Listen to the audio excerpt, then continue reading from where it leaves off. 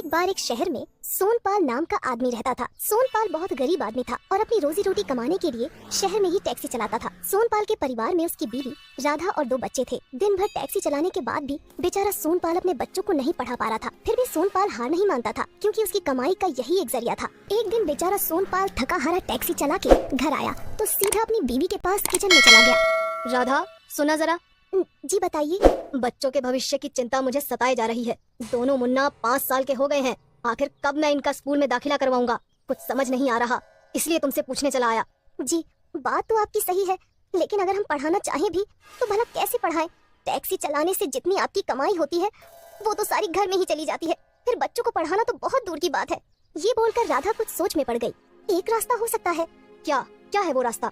मैं स्कूल में 8वीं क्लास तक पढ़ी हूँ, तो बच्चों को शुरुआती पढ़ाई पढ़ाना मेरे लिए उतना भी मुश्किल नहीं होगा।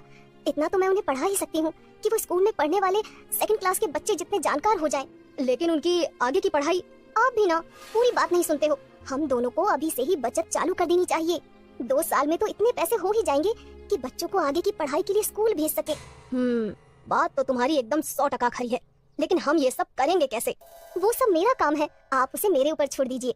उस दिन के बाद से सोनपाल और राधा ने अपने बच्चों की खातिर हर चीज और सुख सुविधा में अपनी बचत शुरू कर दी। अब सोनपाल अपने और अपनी बीवी के लिए सिर्फ एक आदमी का राशन लाता था, जिससे उसका एक आदमी के राशन का खर्चा बच जाता था और उन पैसों की बचत हो जाती थी। इसी तरह उसने हर चीज में बचत शुरू कर दी थी। नहाने के साबुन से लेकर दांत साफ करने के लिए टूथपेस्ट तक के खर्चे में सोनपाल ने बचत करनी शुरू कर दी थी।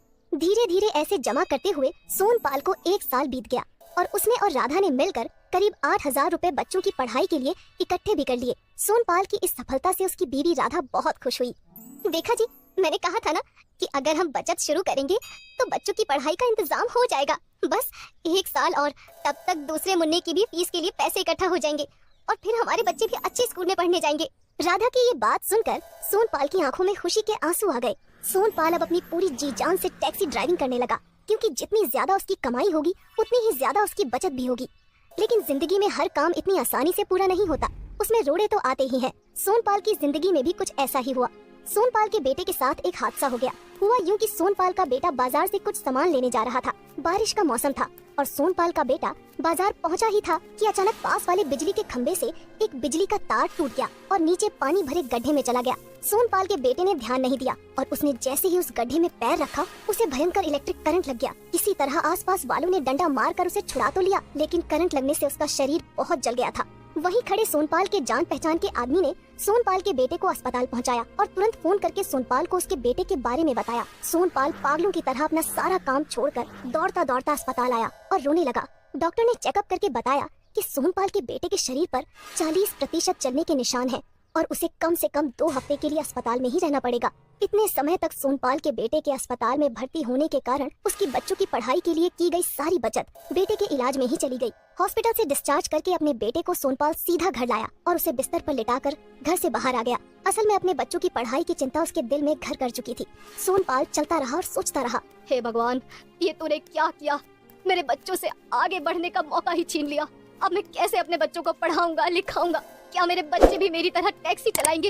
इन सब तरह के सवालों से घिरा सोनपाल चलता जा रहा था और चलते चलते वो एक पहाड़ी पर पहुंच गया, जहां वो बचपन में उदास होने पर जाता था। उदासी में अपने आप में खोया सोनपाल बैठा ही था कि अचानक उसे अपने सामने एक चमचमाती हुई कार दिखी। पहली नजर में इतनी अच्छी कार देखकर सोनपाल तो जैसे उसका दीवाना ही हो गया, लेकिन फिर उसने सोचा कि ऐसे किसी दूसरे की चीज को देखना गलत बात है। सोनपाल वहाँ इस आस में बैठा रहा कि जब उस कार का मालिक आएगा तो वो उससे इस कार के बारे में पूछेगा। लेकिन जब बहुत देर बैठने के बाद भी वहाँ कोई नहीं आया तो सोनपाल को कुछ शक हुआ। सोनपाल उतरकर गाड़ी के पास गया। वो गाड़ी बिल्कुल सोने की तरह चमक रही थी और सोनपाल ने देखा कि उस गाड़ी में तो चाबी लगी हुई है। अरे, ऐसी गाड़ी को खुले में, वो भी चाबी लगाकर कौन रख गया? लगता है इसके मालिक को इसकी कदर ही नहीं और उसका इसे चोरी करवाने का इरादा है। तभी सोनपाल से उस गाड़ी का एक टुकड़ा टूट गया। उसे जेब में रखकर सोनपाल फिर उस गाड़ी के मालिक का इंतजार करने लगा, लेकिन आखिर में किसी के न आने पर सोनपाल ने उस गाड़ी को ले जाना ही ठीक समझा। सोनपाल गाड़ी में बैठ गया और उसने जैसे ही गाड़ी स्टार्ट करने के लिए चाबी घुमाई, वैसे ही गाड़ी का रंग सुनहरे से लाल हो गया। ये देखकर सोनपाल हैरान हो गया और साथ ही साथ डर भी गया। गाड़ी में आगे की तरफ एक डिक्की थी। सोनपाल को लगा कि इसमें जरूर इस गाड़ी के कागज होंगे और उसमें तो मालिक का नाम जरूर लिखा होगा।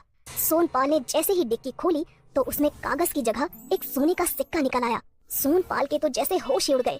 सोनपाल ने तुरंत गाड़ी घुमाई और घर ले गया। घर पर परेशान उसकी बीवी बार बार सोनपाल को फोन मिलाई जा रही थी कि तभी सोनपाल घर के अंदर आ गया। अरे राधा, राधा, तुम विश्वास नहीं करोगी मुझे क्या मिला।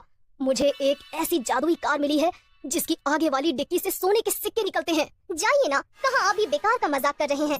सोनपाल अगले दिन अपनी बीवी को सबूत दिखाने के लिए उसे सुनार के पास ले गया, जहाँ पता चला कि गाड़ी का टुकड़ा और सिक्का दोनों सोने के हैं, यानी वो गाड़ी भी सोने की थी। सोनपाल के तो जैसे होश ही उड़ गए। सुनो जी, लगता है भगवान ने हमारी सुन ली। अब हमारे बच्चे भी अच्छे स्कूल जाएंगे और बड़े आदमी बनेंगे। सोनपाल भी अपनी बीवी की हाँ में हाँ मिलाने लगा। सोनपाल ने तुरंत ही उस सोने के सिक्के और उस टुकड़े को सुनार के पास बेच दिया। इन दोनों को बेचकर ही सोनपाल के पास इतने पैसे आ गए कि वो अपने बच्चों की स्कूल की फीस 3 साल तक भर सकता था। सोनपाल जितनी बार अपनी गाड़ी की डिक्की खोलता, उतनी बार उसकी डिक्की से एक सोने का सिक्का निकलता। सोनपाल ऐसी कार पाकर बहुत खुश था और जल्द ही सोनपाल बहुत अमीर हो गया। कल को टैक्सी ड्राइविंग करने वाला सोनपाल आज खुद एक बहुत बड़ी टैक्सी कंपनी का मालिक बन गया था। सोनपाल ने इसके साथ ही साथ कोरियर कंपनी भी खरीद ली थी। लेकिन आज भी दुनिया के लिए सोनपाल का ये राज ही था, एक जादुई सोने की कार जो हर बार एक डिक्की खोलने पर एक सोने का सिक्का देती थी और जो सोनपाल की अमीरी का कारण थी।